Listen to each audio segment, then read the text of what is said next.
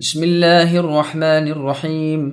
شروع کرتا ہوں اللہ کے نام سے جو بے انتہا مہربان نہایت رحم کرنے والے ہیں۔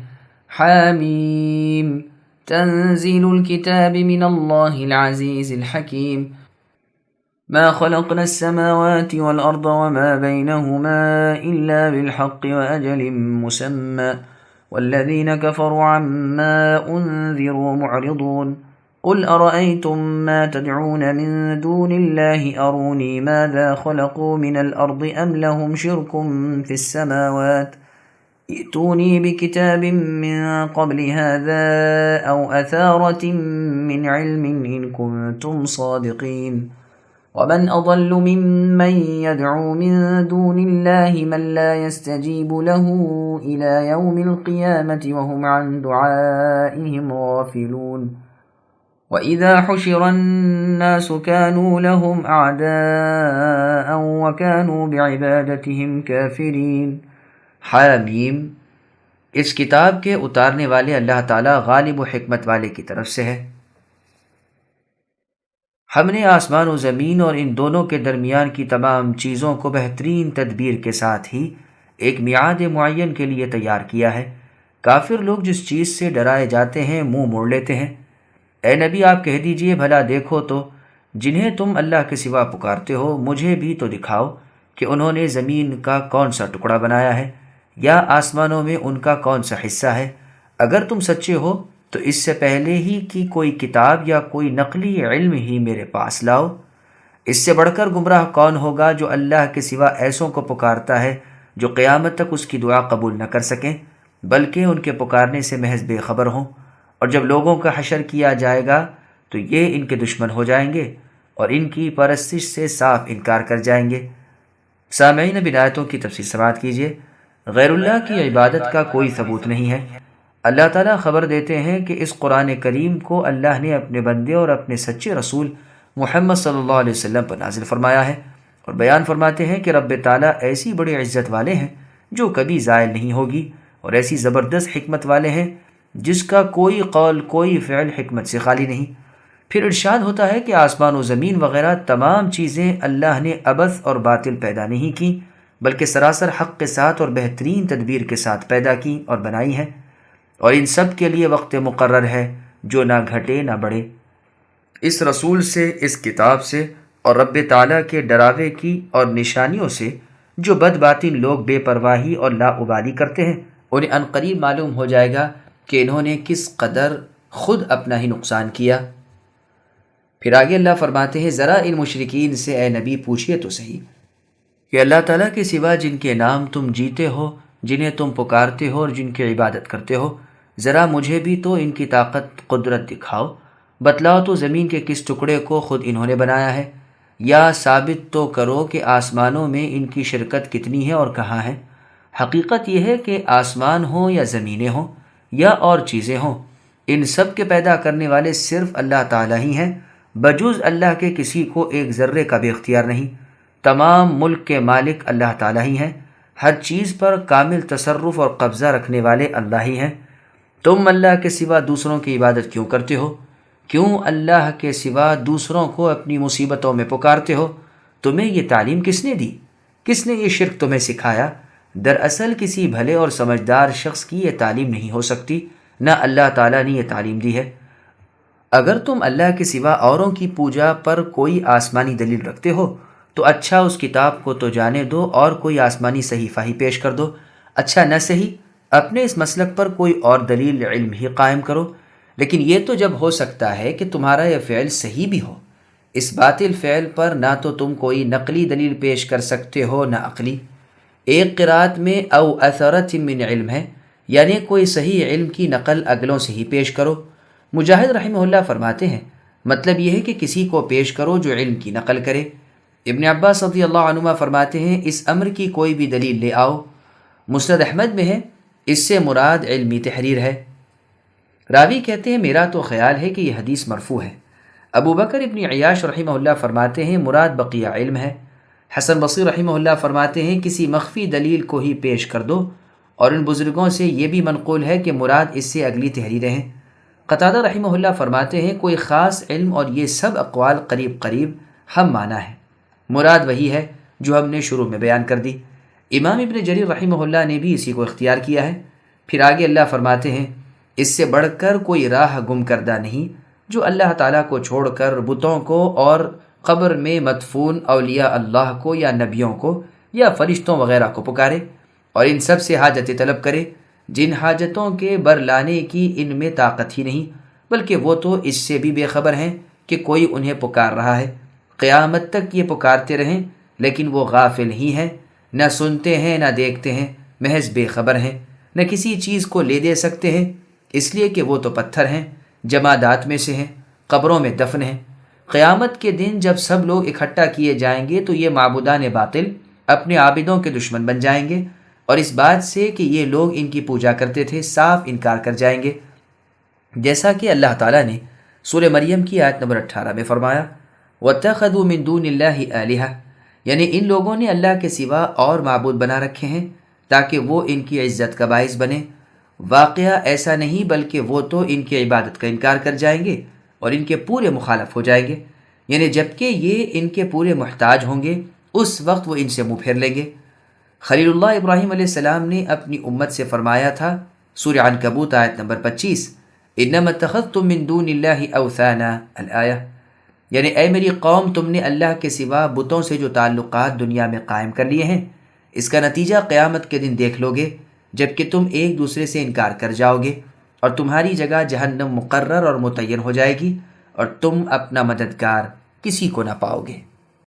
وَإِذَا تُتْلَى عَلَيْهِمْ آيَاتُنَا بَيِّنَاتٍ قَالَ الَّذِينَ كَفَرُوا لِلْحَقِّ لَمَّا جَاءَهُمْ هَذَا سِحْرٌ مُبِينٌ أَمْ يَقُولُونَ افْتَرَاهُ قُلْ إِنِ افْتَرَيْتُهُ فَلَا تَمْلِكُونَ لِي مِنَ اللَّهِ شَيْئًا هُوَ أَعْلَمُ بِمَا تُفِيضُونَ فِيهِ كَفَى بِهِ شَهِيدًا بَيْنِي وَبَيْنَكُمْ وَهُوَ الْغَفُورُ الرَّحِيمُ قُلْ مَا كُنْتُ بِدْعًا مِّنَ الرُّسُلِ وَمَا أَدْرِي مَا يُفْعَلُ بِي وَلَا بِكُمْ إِنْ أَتَّبِعُ إِلَّا مَا يُوحَىٰ إِلَيَّ وَمَا أَنَا إِلَّا نَذِيرٌ مُّبِينٌ۔ انہیں جب ہماری واضح آیتیں پڑھ کر سنائی جاتی ہیں تو منکر لوگ سچی بات کو جبکہ ان کے پاس آ چکی کہہ دیتے ہیں کہ یہ تو کھلا جادو ہے، بلکہ کہہ دیتے ہیں کہ اسے تو اس نے خود بنا لیا ہے۔ اے نبی، آپ کہہ دیجئے اگر میں ہی اسے بنا لایا ہوں تو تم میرے لیے اللہ کی طرف سے کسی چیز کا اختیار نہیں رکھتے۔ تم اس قرآن کے بارے میں جو کچھ کہہ سن رہے ہو اسے اللہ تعالیٰ خوب جانتے ہیں۔ میرے اور تمہارے درمیان اظہار حق کرنے والے وہی کافی ہیں، اور وہ بخشش کرنے والے مہربان ہیں۔ آپ کہہ دیجئے کہ میں کوئی بالکل نیا پیغمبر تو نہیں، نہ مجھے یہ معلوم ہے کہ میرے ساتھ اور تمہارے ساتھ کیا کیا جائے گا۔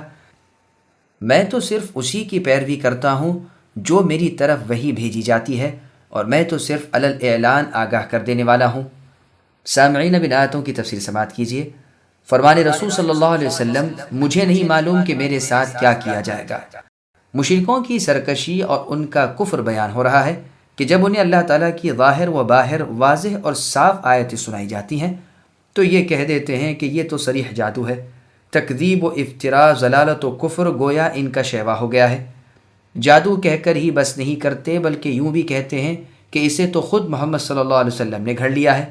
پس نبی کی زبانی اللہ تعالیٰ خوب جواب دلواتے ہیں کہ اگر میں نے ہی اس قرآن کو بنوا لیا ہے اور میں اس کا سچا نبی نہیں تو یقیناً اللہ تعالیٰ مجھے میرے اس جھوٹ اور بہتان پر سخت تر عذاب کریں گے، اور پھر تم تو کیا سارے جہان میں کوئی ایسا نہیں جو مجھے اللہ کے عذابوں سے چھڑا سکے، جیسے کہ اللہ تعالیٰ نے سورہ جن کی آیت نمبر 22 میں فرمایا، قُلْ إِنِّي لَن يُجِيرَنِي مِنَ اللَّهِ أَحَدٌ الآیہ، یعنی اے نبی آپ کہہ دیجئے کہ مجھے اللہ کے ہاتھ سے کوئی نہیں بچا سکتا، اور نہ اللہ کے سوا مجھے سرکنے کی جگہ مل سکے گی، لیکن میں اللہ تعالیٰ کی تبلیغ اور اللہ کی رسالت کو بجا لاتا ہوں۔ اور سورہ حاقہ کی آیت نمبر 44 میں فرمایا، وَلَوْ تَقَوَّلَ عَلَيْنَا بَعْضَ الْأَقَاوِيلِ الآیات، یعنی اگر یہ یعنی ہمارے نبی محمد صلی اللہ علیہ وسلم ہم پر کوئی بات اپنی طرف سے بنا لیتے تو ہم ان کا داہنا ہاتھ پکڑ کر ان کی رگ گردن کاٹ ڈالتے اور تم میں سے کوئی بھی انہیں نہ بچا سکتا۔ پھر کفار کو اللہ تعالیٰ دھمکا رہے ہیں کہ تمہاری گفتگو کا پورا علم والے اللہ تعالیٰ کو بخوبی ہے، وہی میرے اور تمہارے درمیان اے لوگوں فیصلہ کریں گے۔ اس دھمکی کے بعد انہیں توبہ اور انابت کی رغبت دلائی جا رہی ہے اور فرماتے ہیں وہ اللہ تعالیٰ بخشنے والے اور مہربان ہیں، اگر تم اللہ کی طرف رجوع کرو، اپنے کرتوت سے باز آؤ تو وہ بھی تمہیں بخش دیں گے اور تم پر رحم کریں گے۔ سورہ فرقان کی آیت نمبر 5 میں بھی اسی مضمون کی آیت ہے۔ فرمان ہے وَقَالُوا أَسَاطِيرُ الْأَوَّلِينَ اكْتَتَبَهَا، یعنی یہ کہتے ہیں کہ یہ اگلوں کی کہانیاں ہیں جنہیں انہوں نے یعنی محمد نے لکھ لیا ہے اور صبح شام لکھائی جا رہی ہیں۔ اے نبی آپ کہہ دیجئے اسے اس اللہ تعالیٰ نے اتارا ہے جو ہر پوشیدگی کو جانتے ہیں، خواہ آسمانوں میں ہو خواہ زمین میں ہو، وہ اللہ تعالیٰ بخشنے والے اور مہربان ہیں۔ پھر ارشاد ہوتا ہے کہ دنیا میں کوئی پہلا نبی تو نہیں، مجھ سے پہلے بھی تو دنیا میں لوگوں کی طرف رسول آتے رہے، پھر میرے آنے سے تمہیں اس قدر اچنبھا کیوں ہوا؟ مجھے تو یہ بھی نہیں معلوم کہ میرے ساتھ اور تمہارے ساتھ کیا کیا جائے گا۔ بقول ابن عباس رضی اللہ عنہما اس آیت کے بعد آیت لیغفر لک اللہ اتری ہے، جیسا کہ تفسیر ابن جریر طبری میں ہے۔ اسی طرح عکرمہ، حسن بصری، قتادہ رحمہم اللہ بھی اسے منسوخ بتلاتے ہیں۔ یہ بھی مروی ہے کہ جب آیت بخشش اتری جس میں فرمایا گیا تاکہ اللہ تعالیٰ آپ کے اے نبی اگلے پچھلے گناہ بخشے، تو ایک صحابی نے کہا اللہ کے رسول، یہ تو اللہ نے بیان فرما دیا کہ وہ آپ کے ساتھ کیا کرنے والے ہیں، پس وہ ہمارے ساتھ کیا کرنے والے ہیں؟ اس پر سورہ فتح کی آیت نمبر 5 لِيُدْخِلَ الْمُؤْمِنِينَ وَالْمُؤْمِنَاتِ جَنَّاتٍ تَجْرِي مِن تَحْتِهَا الْأَنْهَارُ اتری، یعنی تاکہ اللہ تعالیٰ مؤمن مردوں اور مؤمن عورتوں کو ایسی جنتوں میں داخل کرے جن کے نیچے نہریں بہتی ہیں۔ صحیح بخاری کی حدیث سے بھی یہ تو ثابت ہے کہ مؤمنوں نے کہا اللہ کے رسول آپ کو مبارک ہو، فرمائیے ہمارے لیے کیا ہے؟ اس پر اللہ تعالیٰ نے یہ آیت اتاری۔ ضحاک رحمہ اللہ اس آیت کی تفسیر میں فرماتے ہیں کہ مطلب یہ ہے کہ مجھے نہیں معلوم کہ میں کیا حکم دیا جاؤں اور کس چیز سے روک دیا جاؤں۔ امام حسن بصری رحمہ اللہ کا قول ہے کہ اس آیت سے مراد یہ ہے کہ آخرت کا انجام تو مجھے قطعاً معلوم ہے کہ میں جنت میں جاؤں گا، ہاں دنیاوی حال معلوم نہیں کہ اگلے بعض انبیاء کی طرح قتل کیا جاؤں یا اپنی زندگی کے دن پورے کر کے اللہ تعالیٰ کے ہاں جاؤں۔ اور اسی طرح میں نہیں کہہ سکتا کہ تمہیں دھسا دیا جائے یا تم پر پتھر برسائے جائیں۔ امام ابن جریر رحمہ اللہ اسی کو معتبر کہتے ہیں، اور فی الواقع ہے بھی یہ ٹھیک۔ رسول اللہ بالیقین جانتے تھے کہ آپ اور آپ کے پیرو جنت میں ہی جائیں گے، اور دنیا کی حالت کے انجام سے آپ بے خبر تھے کہ انجام کار آپ کا اور آپ کے مخالفین قریش کا کیا حال ہوگا، آیا وہ ایمان لائیں گے یا کفر پر ہی رہیں گے اور عذاب کیے جائیں گے یا بالکل ہی ہلاک کر دیے جائیں گے۔ لیکن جو حدیث مسند احمد میں ہے، ام العلا انصاریہ رضی اللہ عنہ فرماتی ہیں جنہوں نے رسول صلی اللہ علیہ وسلم سے بیعت کی تھی کہ جس وقت مہاجرین بذریعہ قرعہ اندازی انصاریوں میں تقسیم ہو رہے تھے، اس وقت ہمارے حصے میں عثمان ابن مذعون رضی اللہ عنہ آئے، آپ ہمارے ہاں بیمار ہوئے اور فوت بھی ہو گئے۔ جب ہم آپ کو کفن پہنا چکے اور رسول اللہ بھی تشریف لا چکے تو میرے منہ سے نکل گیا اے ابو صائب، یہ عثمان بن مذعون کی کنیت ہے، اللہ آپ پر رحم کرے، میری آپ پر گواہی ہے کہ اللہ تعالیٰ نے یقیناً آپ کا اکرام ہی کریں گے۔ اس پر رسول اللہ صلی اللہ علیہ وسلم نے فرمایا تمہیں اے ام العلا کیسے معلوم ہو گیا کہ اللہ تعالیٰ یقیناً ان کا اکرام ہی کریں گے؟ میں نے کہا اے اللہ کے رسول، میرے ماں باپ آپ پر فدا ہوں، مجھے کچھ معلوم نہیں۔ پس رسول اللہ نے فرمایا سنو، ان کے پاس تو ان کے رب کی طرف کا یقین آ پہنچا، یعنی یہ مر چکے، اور مجھے ان کے لیے بھلائی اور خیر کی امید ہے۔ قسم ہے اللہ کی، باوجود رسول اللہ صلی اللہ علیہ وسلم ہونے کے میں نہیں جانتا کہ میرے ساتھ کیا کیا جائے گا۔ اس پر میں نے کہا اللہ تعالیٰ کی قسم، اب اس کے بعد میں کسی کی براءت نہیں کروں گی، اور مجھے اس کا بڑا صدمہ ہوا، لیکن میں نے خواب میں دیکھا کہ عثمان بن مظعون رضی اللہ عنہ کی ایک نہر بہہ رہی ہے۔ میں نے رسول اللہ صلی اللہ علیہ وسلم سے اس کا ذکر کیا تو آپ نے فرمایا یہ ان کے اعمال ہیں۔ یہ حدیث بخاری میں ہے، مسلم میں نہیں، اور اس کی ایک سند میں ہے، میں نہیں جانتا باوجود یہ کہ میں اللہ کا رسول ہوں کہ ان کے ساتھ کیا کیا جائے گا۔ دل کو تو کچھ ایسی لگتی ہے کہ یہی الفاظ موقع کے لحاظ سے ٹھیک ہیں، کیونکہ اس کے بعد ہی یہ جملہ ہے کہ مجھے اس بات سے بڑا صدمہ ہوا۔ الغرض یہ حدیث اور اسی کی ہم معنی اور حدیث دلالت ہیں اس امر پر کہ کسی معین شخص کے جنتی ہونے کا قطعی علم کسی کو نہیں، نہ کسی کو ایسی بات زبان سے کہنی چاہیے بجز ان بزرگوں کے جن کا نام لے کر محمد صلی اللہ علیہ وسلم نے انہیں جنتی کہا ہے، جیسے عشرہ مبشرہ، اور ابن سلام اور عمیسہ اور بلال اور سراقہ اور عبداللہ ابن عمرو بن حرام جو جابر رضی اللہ عنہ کے والد ہیں، اور وہ 70 قاری جو بئر معونہ کی جنگ میں شہید کیے گئے، اور زید ابن حارثہ اور جعفر اور ابن رواحہ اور ان جیسے اور بزرگ صحابہ رضی اللہ عنہم۔ پھر آگے اللہ فرماتے ہیں، اے نبی صلی اللہ علیہ وسلم آپ کہہ دیجئے کہ میں تو صرف اس وحی کا مطیع ہوں جو اللہ تعالیٰ کی جناب سے میری جانب آئے، اور میں تو صرف ڈرانے والا ہوں کہ کھول کھول کر ہر شخص کو آگاہ کر رہا ہوں۔ ہر عقل مند میرے منصب سے باخبر ہے، واللہ اعلم۔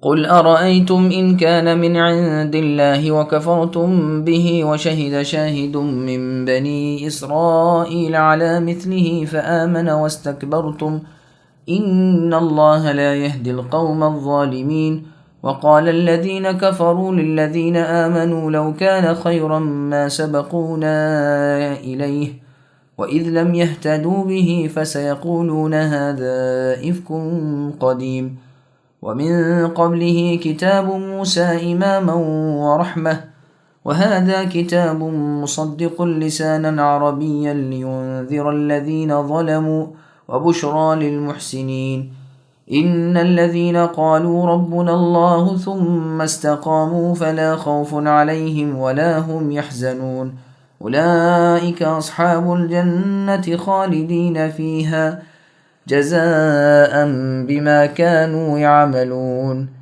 اے نبی آپ کہہ دیجئے اگر یہ قرآن اللہ تعالیٰ ہی کی طرف سے ہو اور تم نے اسے نہ مانا ہو، اور بنی اسرائیل کا ایک گواہ اس کی گواہی بھی دے چکا ہو اور وہ ایمان بھی لا چکا ہو، اور تم نے سرکشی کی ہو، بے شک اللہ تعالیٰ ستمگار گروہ کو راہ نہیں دکھاتے۔ کافروں نے ایمانداروں کی نسبت کہا کہ اگر یہ دین بہتر ہوتا تو یہ لوگ اس کی طرف ہم سے سبقت کرنے نہ پاتے، اور چونکہ انہوں نے اس قرآن سے ہدایت نہیں پائی تو یہ تو کہہ دیں گے کہ قدیمی جھوٹ ہے۔ اور اس سے پہلے موسیٰ علیہ السلام کی کتاب پیشوا اور رحمت تھی، اور یہ کتاب ہے سچا کرنے والی عربی زبان میں، تاکہ ستمگاروں کو ڈرائے اور نیک کاروں کو بشارت ہو۔ بے شک جن لوگوں نے کہا کہ ہمارے پالنے والے تو صرف اللہ ہی ہیں، پھر اس پر جمے رہے تو ان پر نہ تو کوئی خوف ہوگا اور نہ غمگین ہوں گے۔ یہ تو اہل جنت ہیں جو سدا اسی میں رہیں گے، ان اعمال کے بدلے جو کیا کرتے تھے۔ سامعین اب ان آیتوں کی تفسیر سماعت کیجیے۔ سرکشی اور تکبر کی مذمت۔ اللہ تعالیٰ اپنے نبی صلی اللہ علیہ وسلم سے فرماتے ہیں کہ ان مشرکین کافرین سے کہہ دیجئے کہ اگر یہ قرآن سچ مچ رب تعالیٰ کی طرف سے ہے اور پھر بھی تم اس کا انکار کر رہے ہو تو بتلاؤ تو تمہارا کیا حال ہوگا۔ وہ اللہ تعالیٰ جس نے مجھے حق کے ساتھ تمہاری طرف یہ پاک کتاب دے کر بھیجا ہے، وہ تمہیں کیسی کچھ سزائیں کریں گے۔ تم اس کا انکار کرتے ہو، اسے جھوٹا بتلاتے ہو، حالانکہ اس کی سچائی اور صحت کی شہادت وہ کتابیں بھی دے رہی ہیں جو اس سے پہلے وقتاً فوقتاً اگلے انبیاء پر نازل ہوتی رہیں۔ اور بنی اسرائیل کے جس شخص نے اس کی سچائی کی گواہی دی، اس نے حقیقت کو پہچان کر اسے مانا اور اس پر ایمان لایا، لیکن تم نے اس کی اتباع سے جی چرایا اور تکبر کیا۔ یہ بھی مطلب بیان کیا گیا ہے کہ اس شاہد نے اپنے نبی پر اور اس کتاب پر یقین کر لیا، لیکن تم نے اپنے نبی اور اپنی کتاب کے ساتھ کفر کیا۔ اللہ تعالیٰ ظالم گروہ کو ہدایت نہیں کرتے۔ شاہدون کا لفظ اس میں جنس ہے، اور یہ اپنے عام معنی کے لحاظ سے عبداللہ بن سلام رضی اللہ عنہ وغیرہ سب کو شامل ہے۔ یہ یاد رہے یہ آیت مکی ہے اور عبداللہ بن سلام رضی اللہ عنہ کے اسلام سے پہلے کی ہے۔ سورہ قصص میں اسی جیسی آیت نمبر 53 ہے، جس میں اللہ نے فرمایا ہے وَإِذَا يُتْلَى عَلَيْهِمْ قَالُوا آمَنَّا بِهِ إِنَّهُ الْحَقُّ مِنْ رَبِّنَا إِنَّا كُنَّا مِنْ قَبْلِهِ مُسْلِمِينَ، یعنی جب ان پر تلاوت کی جاتی ہے تو اقرار کرتے ہیں کہ یہ ہمارے رب کی جانب سے سراسر برحق ہے، ہم تو اس سے پہلے ہی مسلمان ہیں۔ اور سورہ بنی اسرائیل کی آیت نمبر 7 میں اللہ نے فرمایا إِنَّ الَّذِينَ أُوتُوا الْعِلْمَ مِنْ قَبْلِهِ الْآيَةِ، یعنی جن لوگوں کو اس سے پہلے علم عطا فرمایا گیا ہے، ان پر جب تلاوت کی جاتی ہے تو وہ بلا پس و پیش سجدے میں گر پڑتے ہیں اور زبان سے کہتے ہیں ہمارے رب اللہ تعالیٰ تو پاک ہیں، اللہ کے وعدے یقیناً سچے اور ہو کر رہنے والے ہیں۔ مسروق اور شعبی رحمہم اللہ فرماتے ہیں یہاں اس آیت سے مراد عبداللہ بن سلام رضی اللہ عنہ نہیں، اس لیے کہ آیت مکی میں اتری اور عبداللہ بن سلام رضی اللہ عنہ مدینے کی ہجرت کے بعد اسلام قبول کرتے ہیں۔ سعد رضی اللہ عنہ فرماتے ہیں کسی شخص کے بارے میں جو زندہ ہو اور زمین پر چل پھر رہا ہو میں نے رسول اللہ صلی اللہ علیہ وسلم کی زبانی اس کا جنتی ہونا نہیں سنا سوائے عبداللہ بن سلام رضی اللہ عنہ کے۔ انہی کے بارے میں آیت شہید شاہد من بنی اسرائیل نازل ہوئی ہے۔ یہ روایت صحیح بخاری نے صحیح مسلم اور سنن نسائی کی ہے۔ تفسیر ابن جریر طبری میں عبداللہ بن عباس رضی اللہ عنہما اور امام مجاہد، ضحاک، نیز قتادہ، اکرمہ، یوسف ابن عبداللہ ابن ہلال ابن بشار، سدی، ثوری، مالک ابن انس اور ابن زید رحمہم اللہ کا قول ہے کہ اس سے مراد عبداللہ بن سلام رضی اللہ عنہ ہے۔ یہ کفار کہا کرتے ہیں کہ اگر قرآن بہتری کی چیز ہوتی تو تم ہم جیسے شریف انسان جو اللہ کے مقبول بندے ہیں ان پر بھلا یہ نیچے درجے کے لوگ جیسے بلال، عمار، صہیب، خباب اور انہی جیسے اور گرے پڑے لونڈی غلام کیسے سبقت کر جاتے؟ پھر تو اللہ تعالیٰ سب سے پہلے ہمیں ہی نوازتے۔ حالانکہ یہ قول بالبداہہ باطل ہے۔ اللہ تعالیٰ نے سورہ انعام کی آیت نمبر 53 میں فرمایا وَكَذَلِكَ فَتَنَّا بَعْضَهُمْ بِبَعْضٍ الآیہ، یعنی ہم نے اسی طرح بعض کو بعض کے ساتھ فتنے میں ڈالا تاکہ کہیں کیا یہی لوگ ہیں کہ ہم سب میں سے انہی پر اللہ تعالیٰ نے اپنا احسان کیا؟ یعنی انہیں تعجب معلوم ہوتا ہے کہ یہ لوگ کیسے ہدایت پا گئے۔ اگر یہ چیز بھلی ہوتی تو ہم اس کی طرف لپک کر جاتے۔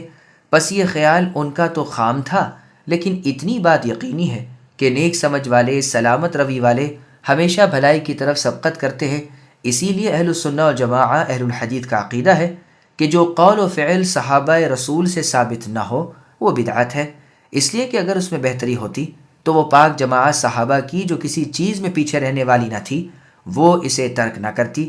چونکہ اپنی بد نصیبی کے باعث یہ گروہ قرآن پر ایمان نہیں لایا، اس لیے یہ اپنی خجالت دفع کرنے کو قرآن ہی پر نام دھرتا ہے اور کہتا ہے کہ یہ تو پرانے لوگوں کی پرانی غلط باتیں ہیں۔ یہ کہہ کر وہ کفار و مشرکین قرآن اور قرآن والوں کو طعنہ دیتے ہیں۔ یہی وہ تکبر ہے جس کی بابت حدیث میں ہے جس کو امام مسلم لائے ہیں۔ نبی نے فرمایا کہ تکبر نام ہے حق کو ہٹا دینے اور لوگوں کو حقیر سمجھنے کا۔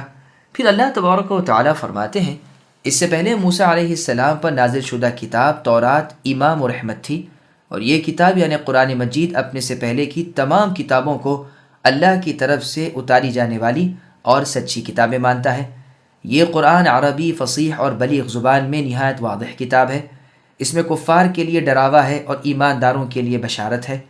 اس کے بعد کی آیت کی پوری تفسیر سورہ حامیم سجدہ میں گزر چکی ہے۔ ان پر خوف نہ ہوگا یعنی آئندہ، اور یہ غم نہ کھائیں گے یعنی چھوڑی ہوئی چیزوں کا۔ یہ ہمیشہ جنت میں رہنے والے جنتی ہیں۔ ان کے پاکیزہ اعمال تھے ہی ایسے کہ رحمت رحیم کرم کریم کی بدلیاں ان پر جھوم جھوم کر موسلا دھار بارش برسائیں۔ واللہ اعلم۔ ووصينا الإنسان بوالديه إحسانا حملته أمه كرها ووضعته كرها وحمله وفصاله 30 شهرا حتى إذا بلغ أشده وبلغ 40 سنة قال رب أوزعني أن أشكر نعمتك التي أنعمت علي وعلى والدي وأن أعمل صالحا ترضاه وأصلح لي في ذريتي إني تبت إليك وإني من المسلمين أولئك الذين نتقبل عنهم أحسن ما عملوا ونتجاوز عن سيئاتهم في أصحاب الجنة وعد الصدق الذي كانوا يوعدون۔ اور ہم نے انسان کو اپنے ماں باپ کے ساتھ سلوک کرنے کا حکم دیا ہے۔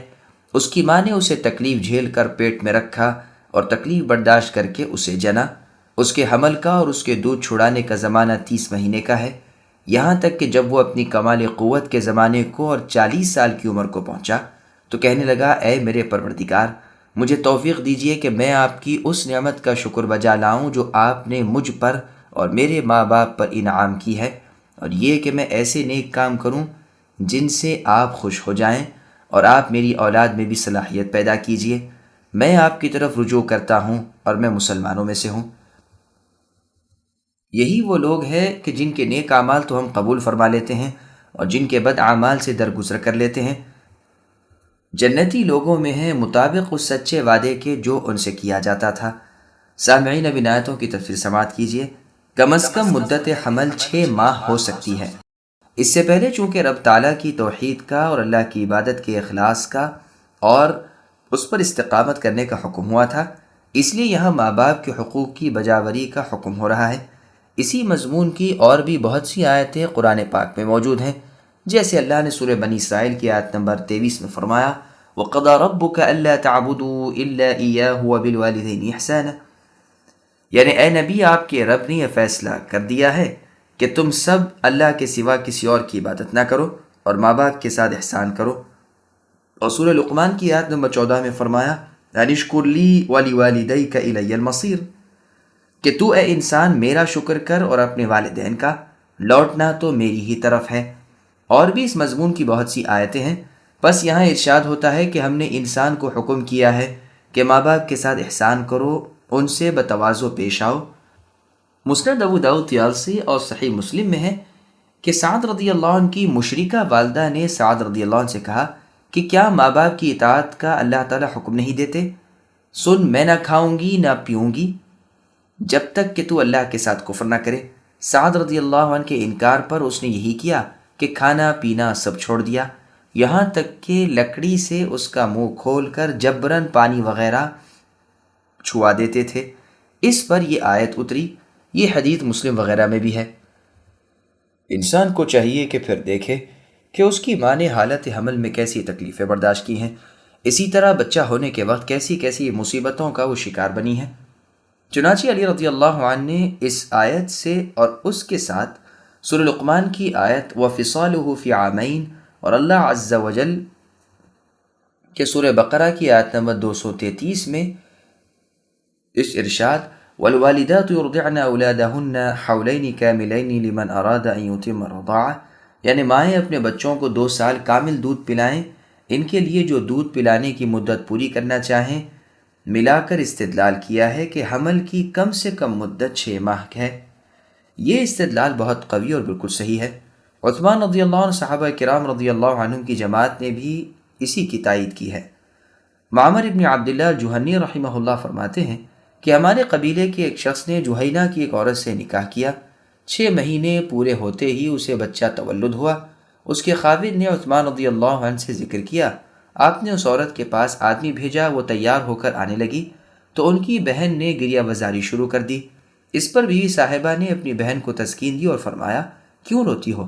اللہ تعالیٰ کی قسم، مخلوق خالق میں سے کسی سے میں نہیں ملی، میں نے کبھی کوئی برا فعل نہیں کیا، تو دیکھو کہ اللہ تعالیٰ کا فیصلہ میرے بارے میں کیا ہوتا ہے۔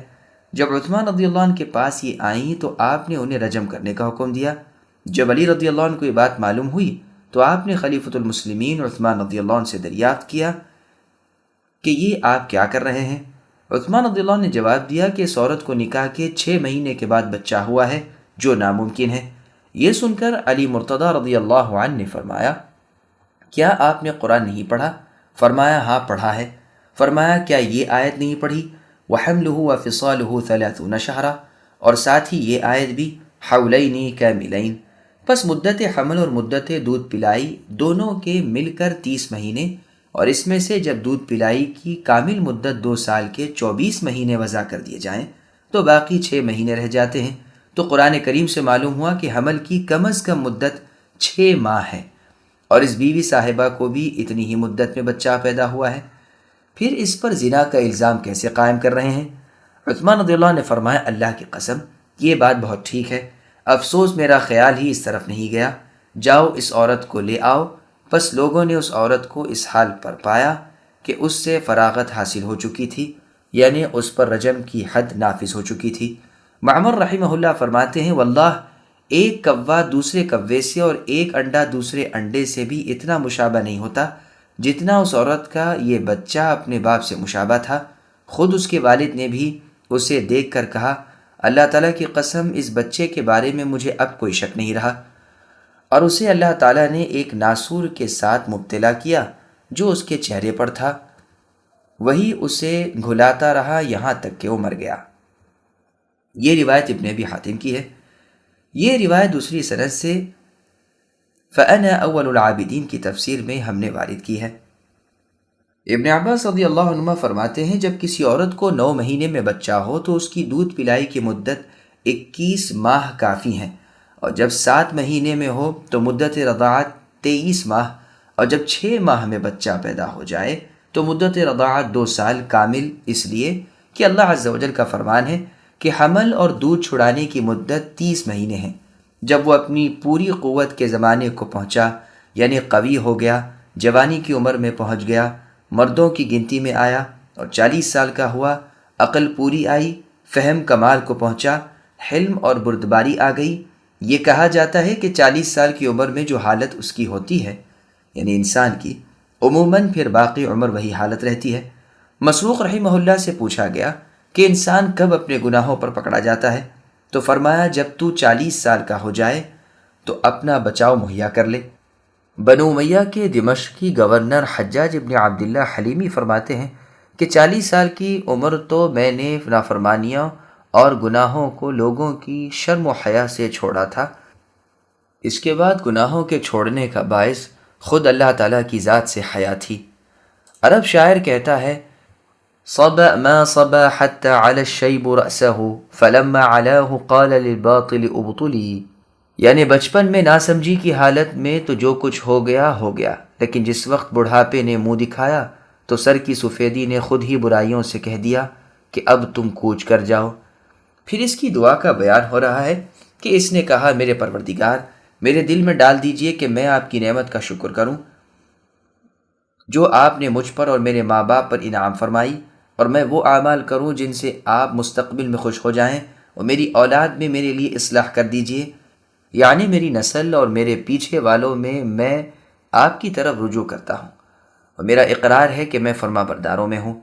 اس میں ارشاد ہے کہ 40 سال کی عمر کو پہنچ کر انسان کو پختہ دل سے اللہ کی طرف توبہ کرنی چاہیے اور نئے سرے سے اللہ تعالیٰ کی طرف رجوع و رغبت کر کے اس پر جم جانا چاہیے۔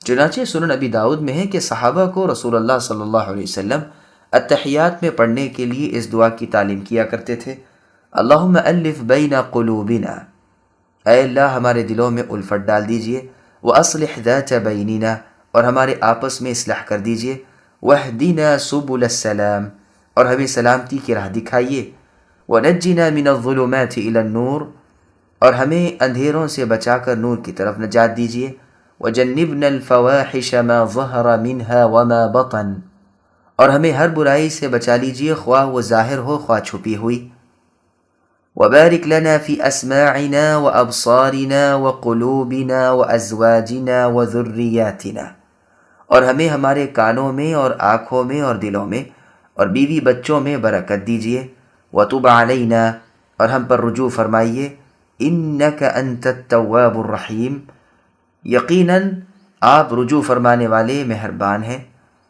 وجعلنا شاکرین لنعمتک، اے اللہ ہمیں اپنی نعمتوں کا شکر گزار بنائیے، مثنین بها علیک، اور ان کے باعث اپنا ثنا خوان، قابلیها واتممها علینا، اور نعمتوں کا اقراری بنائیے اور اپنی بھرپور نعمت عطا فرمائیے۔ پھر آگے اللہ فرماتے ہیں کہ یہ جن کا بیان گزرا جو اللہ تعالیٰ کی طرف توبہ کرنے والے اور جو نیکیاں چھوٹ جائیں انہیں کثرت استغفار سے پا لینے والے ہی وہ ہیں جن کی اکثر لغزشیں ہم معاف فرما دیتے ہیں اور ان کے تھوڑے اعمال کے بدلے ہم انہیں جنتی بنا دیتے ہیں۔ ان کا یہی حکم ہے جیسے کہ وعدہ کیا اور فرمایا، یہ وہ سچا وعدہ ہے جو ان سے کیا جاتا تھا۔ ابن جریر میں ہے رسول اللہ بروایت روح الامین فرماتے ہیں، انسان کی نیکیاں اور بدیاں لائی جائیں گی اور ایک کو ایک کے بدلے میں کیا جائے گا، پس اگر ایک نیکی بھی بچ رہی تو اللہ تعالیٰ اسی کے عوض اسے جنت میں پہنچا دیں گے۔ راوی حدیث نے اپنے استاد سے پوچھا، اگر تمام نیکیاں ہی برائیوں کے بدلے میں چلی جائیں تو؟ آپ نے فرمایا، ان کی برائیوں سے اللہ رب العزت تجاوز فرما لیتے ہیں۔ دوسری سند میں بفرمان باری عز و جل مروی ہے۔ یہ حدیث غریب ہے اور اس کی سند بہت پختہ ہے۔ یوسف ابن سعد رحمہ اللہ فرماتے ہیں کہ جب علی رضی اللہ عنہ اہل بصرہ پر غالب آ گئے اس وقت میرے پاس محمد ابن حاطب رحمہ اللہ آئے۔ ایک دن مجھ سے فرمانے لگے، میں علی رضی اللہ عنہ کے پاس تھا اور اس وقت عمار، صعصعہ، اشتر، محمد ابن ابی بکر بھی تھے۔ بعض لوگوں نے عثمان رضی اللہ عنہ کا ذکر نکالا اور کچھ گستاخی کی۔ علی رضی اللہ عنہ اس وقت تخت پر بیٹھے ہوئے تھے، ہاتھ میں چھڑی تھی، حاضرین مجلس میں سے کسی نے کہا کہ آپ کے سامنے تو آپ کی اس بحث کا صحیح محاکمہ کرنے والے موجود ہی ہیں۔ چنانچہ سب لوگوں نے علی رضی اللہ عنہ سے سوال کیا۔ اس پر آپ نے فرمایا، عثمان رضی اللہ عنہ ان لوگوں میں سے تھے جن کے بارے میں اللہ عز و جل نے فرمایا، اولئک الذین یتقبل عنہم احسن ما عملوا ویتجاوز عن سیئاتہم فی اصحاب الجنۃ وعد الصدق الذی كانوا یوعدون۔ قسم اللہ کی، یہ لوگ جن کا ذکر اس آیت میں ہے عثمان رضی اللہ عنہ ہے، اور ان کے ساتھی 3 مرتبہ یہی فرمایا۔ راوی حدیث یوسف کہتے ہیں، میں نے محمد ابن حاطب سے پوچھا، کہو تمہیں رب کی قسم، تم نے خود علی رضی اللہ عنہ کی زبانی یہ سنا ہے؟ فرمایا، ہاں، قسم اللہ تعالیٰ کی، میں نے خود علی رضی اللہ عنہ سے یہ سنا ہے۔ والذي قال لوالديه أف لكما أتعدانني أن أخرج وقد خلت القرون من قبلي وهما يستغيثان الله ويلك آمن إن وعد الله حق فيقول ما هذا إلا أساطير الأولين أولئك الذين حق عليهم القول في قد خلت من قبلهم من الجن والإنس إنهم كانوا خاسرين ولكل درجات مما عملوا وليوفيهم أعمالهم وهم لا يظلمون ويوم يعرض الذين كفروا على النار أذهبتم طيباتكم في حياتكم الدنيا واستمتعتم بها فاليوم تجزون عذاب الهون بما كنتم تستكبرون في الأرض بغير الحق وبما كنتم تفسقون۔ جس نے اپنے ماں باپ سے کہا کہ تم سے میں تنگ آ گیا، کیا تم مجھ سے یہی کہتے رہو گے کہ میں مرنے کے بعد پھر زندہ کیا جاؤں گا، باوجود یہ کہ مجھ سے پہلے بھی قرنوں گزر چکے ہیں؟ وہ دونوں جناب باری تعالیٰ میں فریاد کرتے ہیں اور کہتے ہیں، تجھے اے ہمارے بچے خرابی ہو، تو ایماندار بن جا، بے شک اللہ کا وعدہ حق ہے۔ وہ جواب دیتا ہے کہ یہ تو صرف اگلوں کے افسانے ہیں۔ یہ وہ لوگ ہیں جن پر اللہ کے عذاب کا وعدہ صادق آ گیا، من جملہ ان جنات اور انسانوں کے گروہ کے جو ان سے پہلے گزر چکے ہیں، جو یقیناً نقصان یافتہ تھے، اور ہر ایک کو اپنے اپنے اعمال کے مطابق درجے ملیں گے تاکہ انہیں ان کے اعمال کے پورے بدلے دیں اور ان پر ظلم نہ کیا جائے گا۔ اور جس دن کفار جہنم کے سرے پر لائے جائیں گے، کہا جائے گا، تم نے اپنی نیکیاں دنیا کی زندگی میں ہی برباد کر دیں اور ان سے فائدے اٹھا چکے، پس آج تمہیں ذلت کے عذابوں کی سزا دی جائے گی، اسی باعث کہ تم زمین میں ناحق تکبر کیا کرتے تھے، اور اس باعث بھی کہ تم عدول حکمی کیا کرتے تھے۔ سامعین، اب آیتوں کی تفصیل سماعت کیجیے۔ نافرمان اولاد کا والدین سے رویہ۔ چونکہ گزشتہ آیتوں میں ان لوگوں کا حال بیان ہوا تھا جو اپنے ماں باپ کے حق میں نیک دعائیں کرتے ہیں اور ان کی خدمتیں کرتے رہتے ہیں، اور ساتھ ہی ان کے اخروی درجات کا اور وہاں نجات پانے اور اپنے رب کی نعمتوں سے مالا مال ہونے کا ذکر ہوا تھا۔ اس لیے اس کے بعد ان بدبختوں کا بیان ہو رہا ہے جو اپنے ماں باپ کی نافرمان ہیں، انہیں باتیں سناتے ہیں۔ بعض لوگ کہتے ہیں کہ یہ آیت ابو بکر رضی اللہ عنہ کے صاحبزادے عبد الرحمن رضی اللہ عنہ کے حق میں نازل ہوئی ہے، جیسے کہ عوفی بروایت ابن عباس رضی اللہ عنہما بیان کرتے ہیں، جس کی صحت میں بھی کلام ہے اور جو قول نہایت کمزور ہے، اس لیے کہ عبد الرحمن بن ابی بکر رضی اللہ عنہ تو مسلمان ہو گئے تھے اور بہت اچھے اسلام والوں میں سے تھے، بلکہ اپنے زمانے کے بہترین لوگوں میں سے تھے۔ بعض مفسرین کا بھی یہ قول ہے کہ لیکن ٹھیک یہی ہے کہ یہ آیت عام ہے۔ ابن ابی حاتم میں ہے کہ مروان نے اپنے خطبے میں کہا کہ اللہ تعالیٰ نے امیر المؤمنین کو یزید کے بارے میں ایک اچھی رائے سجھائی ہے، اگر وہ انہیں اپنے بعد بطور خلیفہ کے نامزد کر جائیں تو ابو بکر اور عمر رضی اللہ عنہما نے بھی تو اپنے بعد خلیفہ مقرر کیا ہی ہے۔ اس پر عبد الرحمن بن ابی بکر رضی اللہ عنہ بول اٹھے کہ کیا ہرقل کے دستور پر اور نصرانیوں کے قانون پر عمل کرنا چاہتے ہو؟ قسم ہے اللہ تعالیٰ کی، نہ تو خلیفہ اول ابو بکر رضی اللہ عنہ نے اپنی اولاد میں سے کسی کو خلافت کے لیے منتخب کیا، نہ اپنے کنبے قبیلے والوں میں سے کسی کو نامزد کیا، اور معاویہ رضی اللہ عنہ نے جو اسے کیا وہ صرف بیٹے کی عزت افزائی اور اپنے بچوں پر رحم کھا کر۔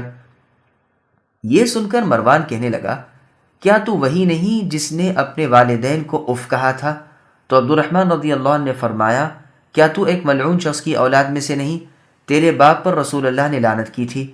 صدیقہ رضی اللہ عنہ نے یہ سن کر مروان سے کہا، تو نے عبد الرحمن رضی اللہ عنہ سے جو کہا وہ بالکل جھوٹ ہے، وہ آیت ان کے بارے میں نہیں بلکہ وہ فلاں بن فلاں کے بارے میں نازل ہوئی ہے۔ پھر مروان جلدی ہی ممبر سے اتر کر آپ کے حجرے کے دروازے پر آیا اور کچھ باتیں کر کے لوٹ گیا۔ یہ حدیث ضعیف ہے۔ بخاری میں یہ حدیث دوسری سند سے اور الفاظ کے ساتھ ہے۔ اس میں یہ بھی ہے کہ معاویہ بن ابی سفیان رضی اللہ عنہما کی طرف سے مروان حجاز کا امیر بنایا گیا تھا۔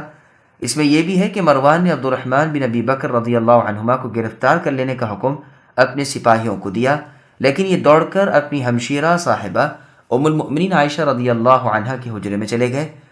اس وجہ سے انہیں کوئی پکڑ نہ سکا، اور اس میں یہ بھی ہے کہ صدیقہ کبریٰ رضی اللہ عنہا نے پردے میں سے ہی فرمایا کہ ہمارے یعنی آل ابی بکر کے بارے میں بجز میری پاک دامنی کی آیتوں کے اور کوئی آیت نہیں اتری۔ یہ بیٹا اپنے ماں باپ کی بے ادبی کرتا ہے، وہاں رب تعالیٰ کی بے ادبی سے بھی نہیں چوکتا۔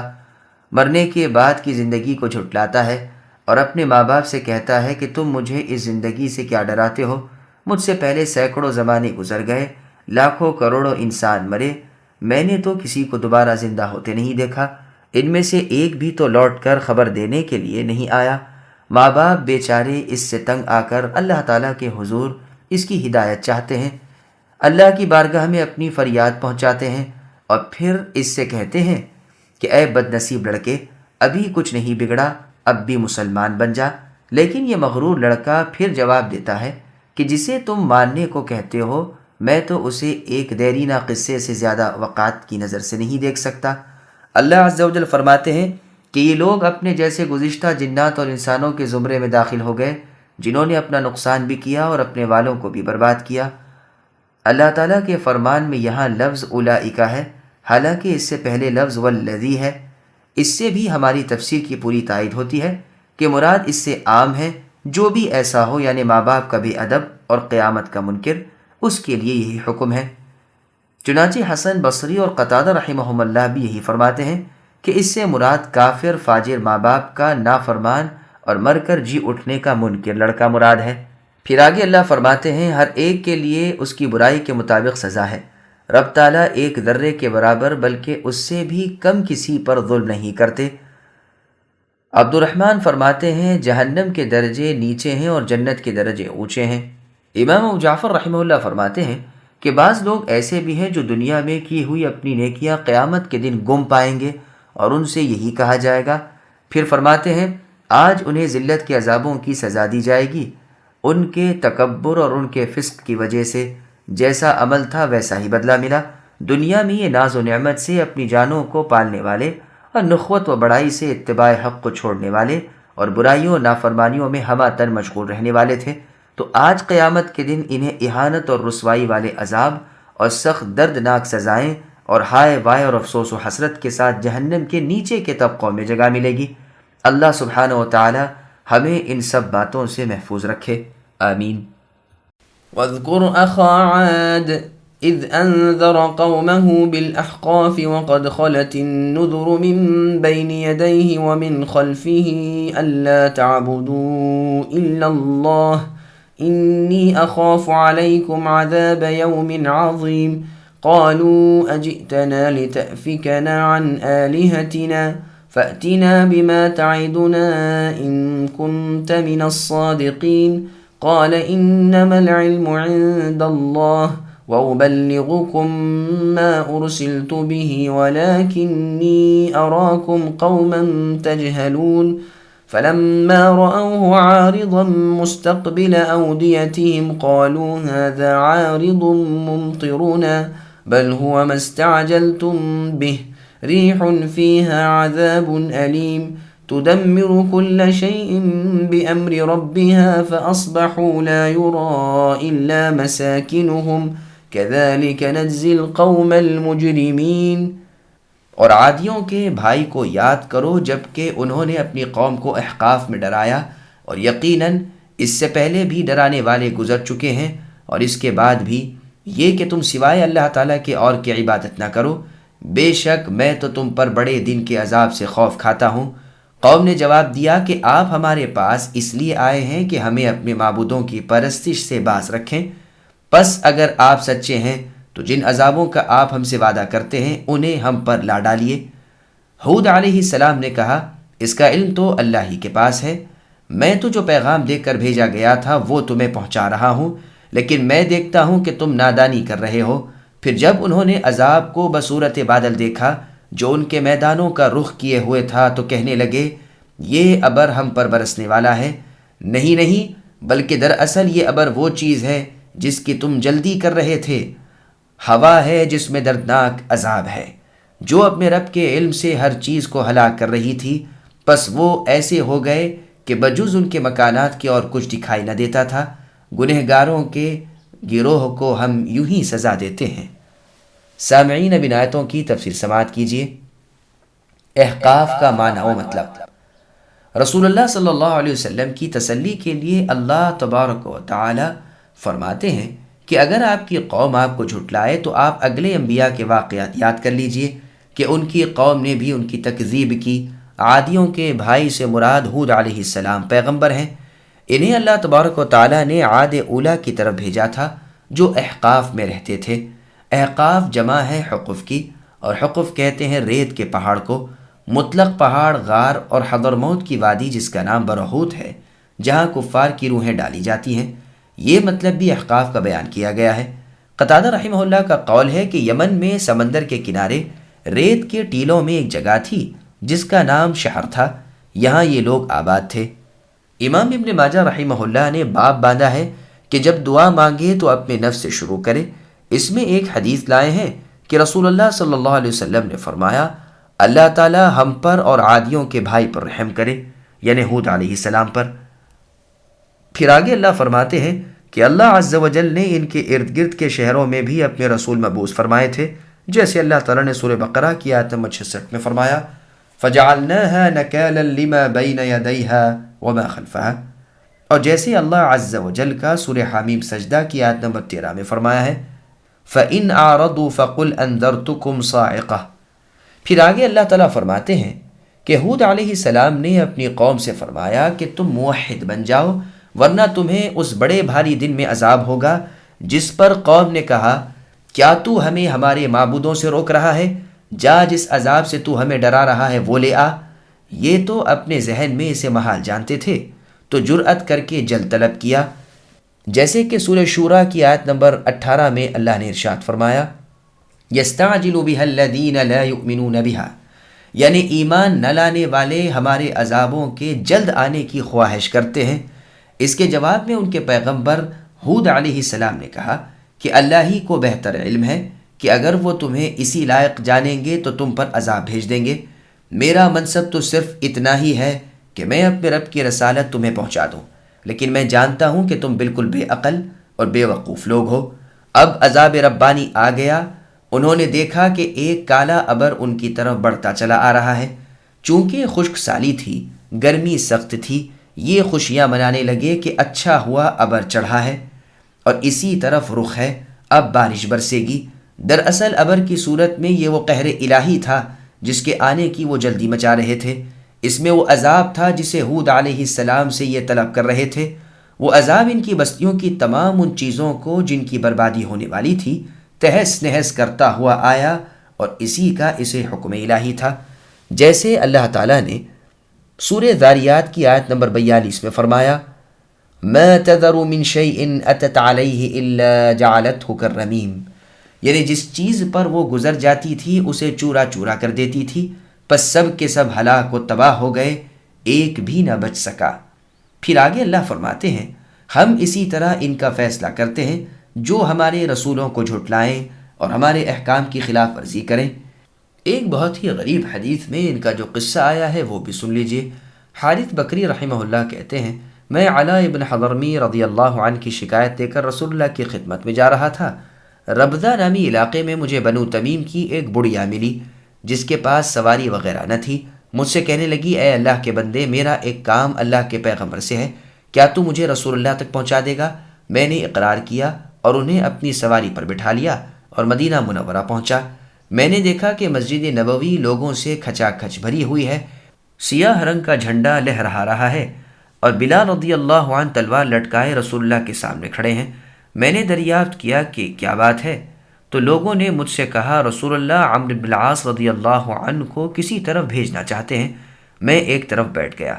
جب رسول اللہ اپنی منزل یا اپنے خیمے میں تشریف لے گئے تو میں بھی گیا، اجازت طلب کی اور اجازت ملنے پر رسول اللہ کی خدمت میں باریاب ہوا۔ سلام کی تو رسول اللہ نے مجھ سے دریافت فرمایا کہ کیا تمہارے اور بنو تمیم کے درمیان کچھ رنجش تھی؟ میں نے کہا ہاں، اور ہم ان پر غالب رہے تھے، اور اب میرے اس سفر میں بنو تمیم کی ایک نادار بڑھیا راستے میں مجھے ملی اور یہ خواہش ظاہر کی کہ میں اسے اپنے ساتھ آپ کی خدمت میں پہنچاؤں۔ چنانچہ میں اسے اپنے ساتھ لایا ہوں اور وہ دروازے پر منتظر ہے۔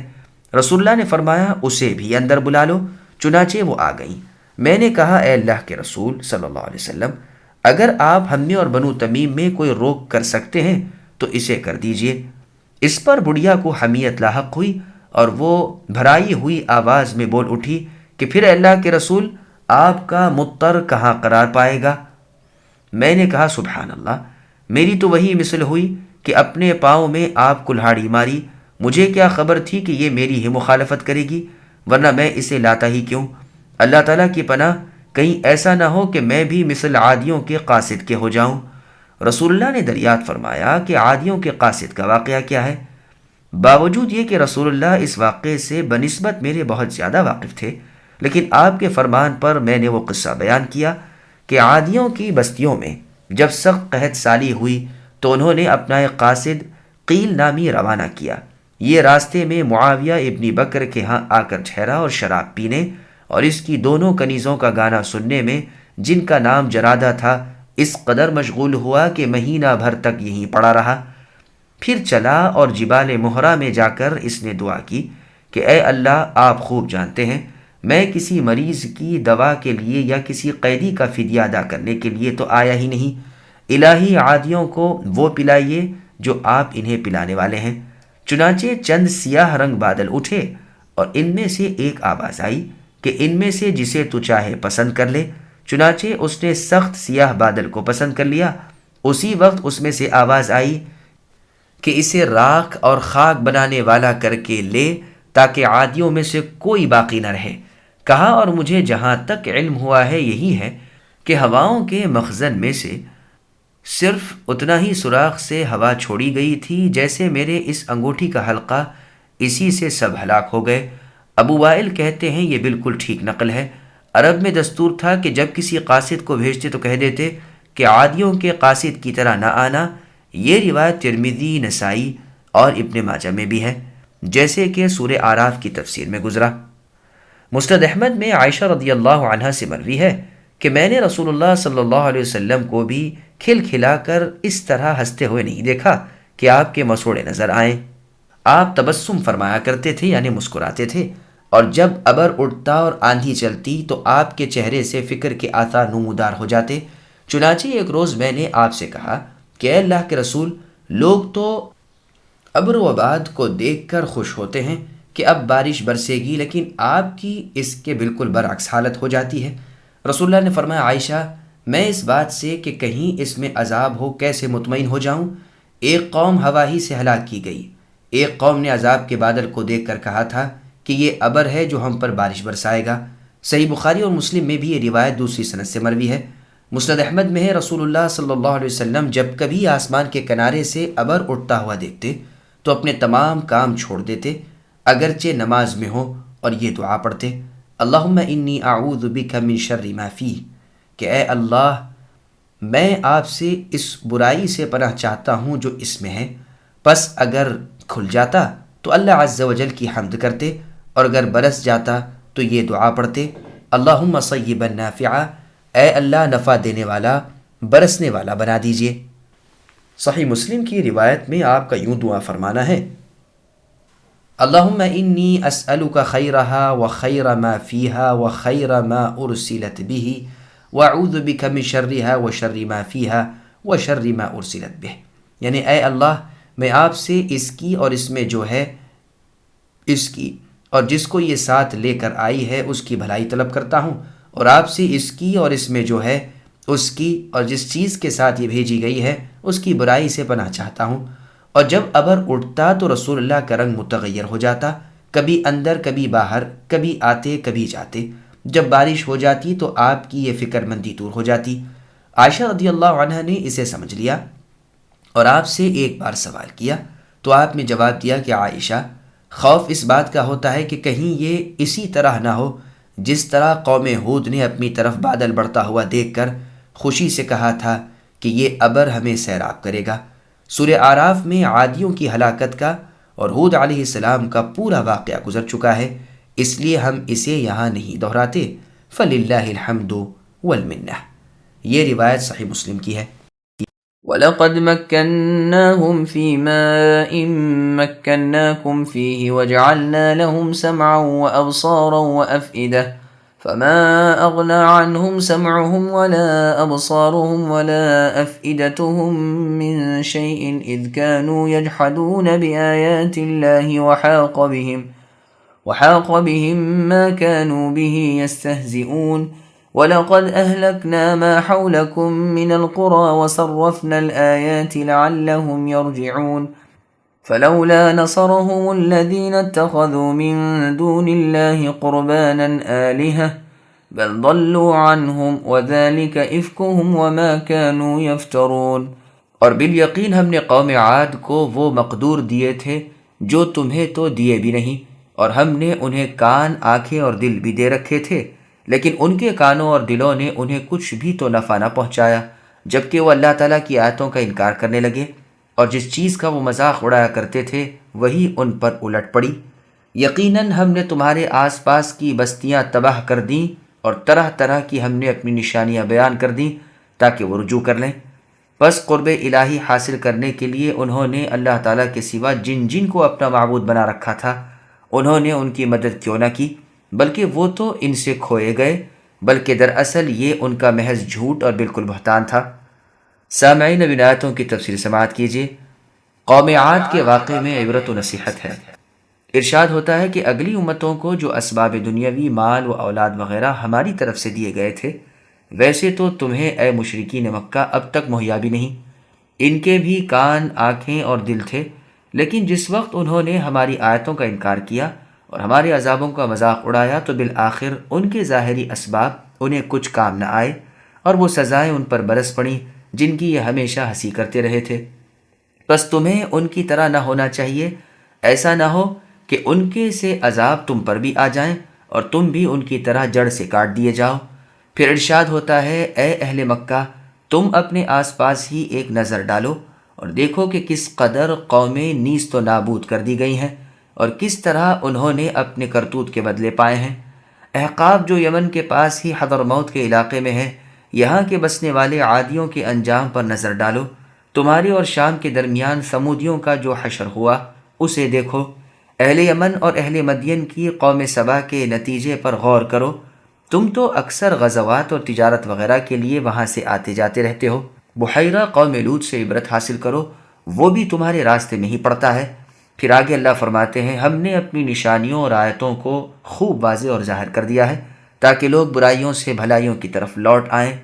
پھر آگے اللہ فرماتے ہیں کہ ان لوگوں نے رب تعالیٰ کے سوا جن جن معبودان باطل کی پرستش شروع کر رکھی تھی، گو اس میں ان کا اپنا خیال یہ تھا کہ ان کی وجہ سے ہم قرب الہی حاصل کر لیں گے، لیکن کیا ہمارے عذابوں کے وقت جبکہ ان کو ان کی مدد کی پوری ضرورت تھی انہوں نے ان کی کسی طرح مدد کی؟ ہرگز نہیں، بلکہ ان کی احتیاج اور مصیبت کے وقت وہ تو گم ہو گئے، ان سے بھاگ گئے، ان کا پتہ بھی نہ چلا۔ الغرض ان کا پوجنا صریح غلطی تھی، محض جھوٹ تھا اور صاف افطرا اور فضول بہتان تھا کہ یہ انہیں معبود سمجھ رہے تھے۔ بس ان کی عبادت کرنے میں اور ان پر اعتماد کرنے میں یہ دھوکے میں اور نقصان میں ہی رہے۔ واللہ اعلم۔ وَإِذْ صَرَفْنَا إِلَيْكَ نَفَرًا مِّنَ الْجِنِّ يَسْتَمِعُونَ الْقُرْآنَ فَلَمَّا حَضَرُوهُ قَالُوا أَنصِتُوا فَلَمَّا قُضِيَ وَلَّوْا إِلَىٰ قَوْمِهِم مُّنذِرِينَ قالوا يا قومنا إنا سمعنا كتابا أنزل من بعد موسى مصدقا لما بين يديه يهدي إلى الحق وإلى صراط مستقيم يا قومنا أجيبوا داعي الله وآمنوا به يغفر لكم من ذنوبكم ويجركم من عذاب أليم ومن لا يجب داعي الله فليس بمعجز في الأرض وليس له من دونه أولياء أولئك في ضلال مبين۔ اور یاد کرو جب کہ ہم نے جنوں کی ایک جماعت کو اے نبی آپ کی طرف متوجہ کیا، وہ قرآن سن رہے تھے، بس جب نبی کے پاس پہنچ گئے تو ایک دوسرے سے کہنے لگے خاموش ہو جاؤ، پھر جب ختم ہو گیا تو اپنی قوم کو آگاہ کرنے کے لیے واپس لوٹ گئے، کہنے لگے اے ہماری قوم، ہم نے یقیناً وہ کتاب سنی ہے جو موسیٰ علیہ السلام کے بعد نازل کی گئی ہے، جو اپنے سے پہلی کتابوں کی تصدیق کرنے والی ہے، جو سچے دین کی اور راہ راست کی رہبری کرتی ہے۔ اے ہماری قوم، اللہ کے بلانے والے کا کہا مانو، اس پر ایمان لاؤ تو اللہ تعالیٰ تمہارے کچھ گناہ بخش دیں گے اور تمہیں المناک عذاب سے پناہ دیں گے، اور جو شخص اللہ کے بلانے والے کا کہا نہ مانے گا بس وہ زمین میں کہیں بھاگ کر اللہ تعالیٰ کو تھکا نہیں سکتا، اور نہ اللہ تعالیٰ کے سوا اور کوئی اس کے مددگار ہوں گے، یہ لوگ کھلی گمراہی میں ہیں۔ سامعین، اب آیتوں کی تفسیر سماعت کیجیے۔ جنات کی حقیقت اور قرآن سننا، نیز رسول اللہ صلی اللہ علیہ وسلم جنات کے بھی نبی ہیں۔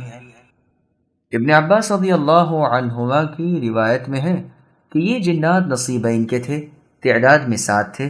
کتاب دلائل النبوہ میں یہ روایت ابن عباس رضی اللہ عنہما سے مروی ہے کہ نہ تو رسول اللہ صلی اللہ علیہ وسلم نے جنات کو سنانے کی غرض سے قرآن پڑھا تھا، نہ آپ نے انہیں دیکھا، آپ تو اپنے صحابہ رضی اللہ عنہم کے ساتھ عکاظ کے بازار میں جا رہے تھے۔ ادھر یہ ہوا کہ شیاطین کے اور آسمان کی خبروں کے درمیان روک ہو گئی تھی اور ان پر شعلے برسنے شروع ہو گئے تھے۔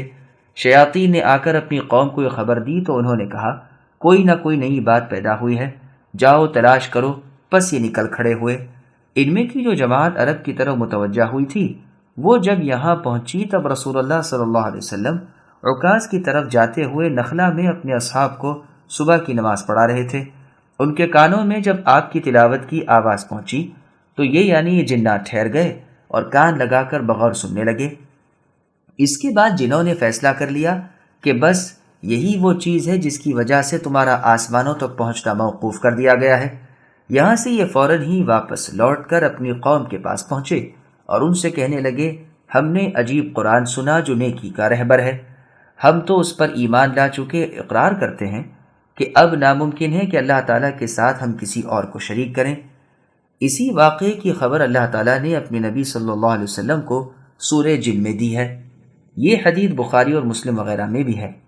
مسند احمد میں ہے، ابن عباس رضی اللہ عنہما فرماتے ہیں جنات وحی الہی سنا کرتے تھے، ایک کلمہ جب ان کے کان میں پڑ جاتا تو وہ اس میں 10 اور ملا لیا کرتے، بس وہ ایک تو حق نکلتا، باقی سب باطل نکلتے، اور اس سے پہلے ان پر تارے پھینکے نہیں جاتے تھے۔ پس جب رسول اللہ صلی اللہ علیہ وسلم مبعوث ہوئے تو ان جنات پر شعلہ باری ہونے لگی، یہ اپنے بیٹھنے کی جگہ پہنچتے اور ان پر شعلہ گرتا اور یہ ٹھہر نہ سکتے۔ انہوں نے آ کر ابلیس سے شکایت کی تو ابلیس نے کہا کہ کوئی نئی بات ضرور ہوئی ہے، چنانچہ اس نے اپنے لشکروں کو اس کی تحقیقات کے لیے چاروں طرف پھیلا دیا۔ انہوں نے نبی صلی اللہ علیہ وسلم کو نخلا کی دونوں پہاڑیوں کے درمیان نماز پڑھتے ہوئے پایا اور جا کر انہوں نے خبر دی۔ اس نے کہا بس یہی وجہ ہے جو آسمان محفوظ کر دیا گیا اور تمہارا جانا بند ہوا۔ یہ روایت سنن ترمذی اور نسائی میں بھی ہے۔ حسن بصری رحمہ اللہ کا قول بھی یہی ہے کہ اس واقعے کی خبر تک رسول اللہ صلی اللہ علیہ وسلم کو نہ تھی، جب آپ پر وحی آئی تب آپ نے یہ معلوم کیا۔ سیرت ابن اسحاق میں محمد ابن کعب رحمہ اللہ کا ایک لمبا بیان منقول ہے جس میں رسول اللہ صلی اللہ علیہ وسلم کا طائف جانا، انہیں اسلام کی دعوت دینا، ان کا انکار کرنا وغیرہ پورا واقعہ بیان ہے۔ حسن بصری رحمہ اللہ نے اس دعا کا بھی ذکر کیا ہے۔ ابن ابی شیبہ میں ان جنات کی گنتی 9 کی ہے، جن میں سے ایک کا نام زوبعہ ہے، انہی کے بارے میں یہ آیتیں نازل ہوئی ہیں۔ بس یہ روایت اور اس سے پہلے کی ابن عباس رضی اللہ عنہما کی روایت کا اقتضا یہ ہے کہ اس مرتبہ جو جن آئے تھے ان کی موجودگی کا رسول اللہ صلی اللہ علیہ وسلم کو علم نہ تھا، یہ تو آپ کی بے خبری میں ہی آپ کی زبانی قرآن سن کر واپس لوٹ گئے۔ اس کے بعد بطور وفد فوجیں کی فوجیں اور جتھے کے جتھے ان کے رسول اللہ صلی اللہ علیہ وسلم کی خدمت میں حاضر ہوئے، جیسے کہ اس ذکر کے احادیث و آثار اپنی جگہ آ رہے ہیں انشاءاللہ۔ بخاری اور مسلم میں ہے، عبد الرحمن رحمہ اللہ نے مسروق رحمہ اللہ سے پوچھا کہ جس رات جنات نے رسول اللہ صلی اللہ علیہ وسلم سے قرآن سنا تھا اس رات کس نے رسول اللہ صلی اللہ علیہ وسلم سے ان جنات کا ذکر کیا تھا؟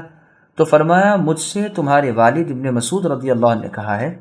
ان کی آگاہی رسول اللہ صلی اللہ علیہ وسلم کو ایک درخت نے دی تھی۔ تو ممکن ہے کہ یہ خبر پہلی دفعہ کی ہو اور اس بات کو ہم نفی پر مقدم مان لیں، اور یہ بھی احتمال ہے کہ جب وہ سن رہے تھے آپ کو تو کوئی خبر نہ تھی، یہاں تک کہ اس درخت نے آپ کو ان کے اجتماع کی خبر دی، واللہ اعلم۔ اور یہ بھی ہو سکتا ہے کہ یہ واقعہ اس کے بعد والے کئی واقعات میں سے ایک ہو، واللہ اعلم۔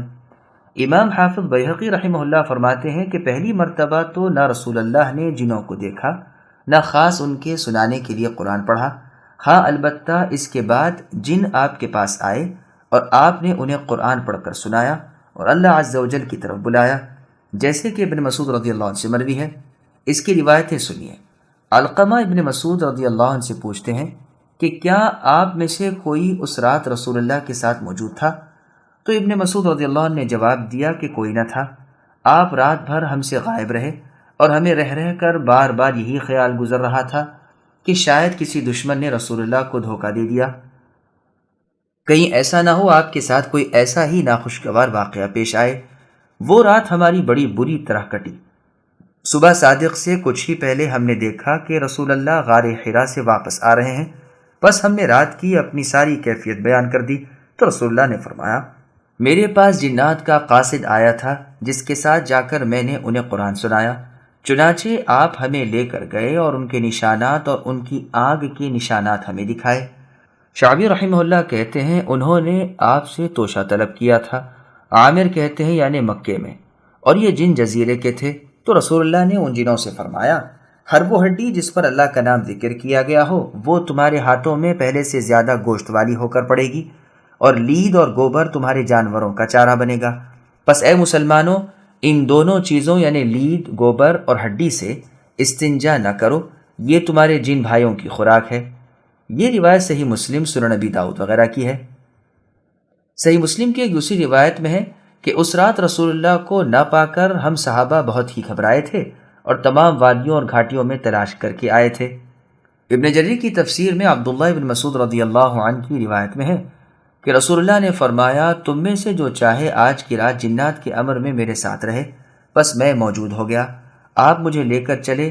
جب مکہ معظمہ کے اونچے والے حصے میں پہنچے تو آپ نے اپنے پاؤں سے ایک خط کھینچ دیا اور مجھ سے فرمایا بس یہیں بیٹھے رہو۔ پھر آپ چلے اور ایک جگہ کھڑے ہو کر آپ نے قرات شروع کی۔ پھر تو اس قدر جماعت آپ کے ارد گرد ٹھٹ لگا کر کھڑی ہو گئی کہ میں تو آپ کی قرات سننے سے بھی رہ گیا۔ پھر میں نے دیکھا کہ جس طرح ابر کے ٹکڑے پھٹتے ہیں اس طرح وہ ادھر ادھر جانے لگے، اور یہاں تک کہ اب بہت تھوڑے رہ گئے۔ بس رسول اللہ صبح کے وقت فارغ ہوئے اور آپ وہاں سے دور نکل گئے اور حاجت سے فارغ ہو کر میرے پاس تشریف لائے اور پوچھنے لگے وہ باقی کے کہاں ہیں؟ میں نے کہا وہ یہ ہیں۔ بس آپ نے انہیں ہڈی اور لید دی۔ پھر آپ نے مسلمانوں کو ان دونوں چیزوں سے استنجا کرنے سے منع فرما دیا۔ بس یہ واقعات صاف ہیں کہ رسول اللہ صلی اللہ علیہ وسلم نے قصداً جا کر جنات کو قرآن سنایا، انہیں اسلام کی طرف دعوت دی اور جن مسائل کی اس وقت انہیں ضرورت تھی وہ سب بتا دیے۔ ہاں پہلی مرتبہ جب جنات نے آپ کی زبانی قرآن سنا اس وقت آپ کو معلوم نہ تھا، نہ آپ نے انہیں سنانے کی غرض سے قرآن پڑھا تھا، جیسے کہ ابن عباس رضی اللہ عنہ فرماتے ہیں۔ اس کے بعد وہ وفود کی صورت میں آئے اور رسول اللہ عمدن تشریف لے گئے اور انہیں قرآن سنایا۔ ابن مسعود رضی اللہ عنہ رسول اللہ کے ساتھ اس وقت نہ تھے جبکہ آپ نے ان سے بات چیت کی، انہیں اسلام کی دعوت دی، البتہ کچھ فاصلے پر دور بیٹھے ہوئے تھے۔ آپ کے ساتھ اس واقعے میں سوائے ابن مسعود رضی اللہ عنہ کے اور کوئی نہ تھا، اور دوسری تطبیق ان روایات میں جن میں ہے کہ آپ کے ساتھ ابن مسعود تھے اور جن میں ہے کہ نہ تھے، یہ بھی ہو سکتی ہے کہ پہلی دفعہ نہ تھے، دوسری مرتبہ تھے، واللہ اعلم۔ یہ بھی مروی ہے کہ نخلا میں جن جنوں نے رسول اللہ سے ملاقات کی تھی وہ نینوا کے تھے، اور مکہ مکرمہ میں جو آپ کی خدمت میں حاضر ہوئے تھے وہ نصیبین کے تھے۔ اور یہ جو روایتوں میں آیا ہے کہ ہم نے وہ رات بہت بری طرح بسر کی، اس سے مراد ابن مسعود رضی اللہ عنہ کے سوا اور صحابہ رضی اللہ عنہم ہیں جنہیں اس بات کا علم نہ تھا کہ رسول اللہ جنات کو قرآن سنانے گئے ہیں، لیکن یہ تعویل ہے ذرا دور کی، واللہ اعلم۔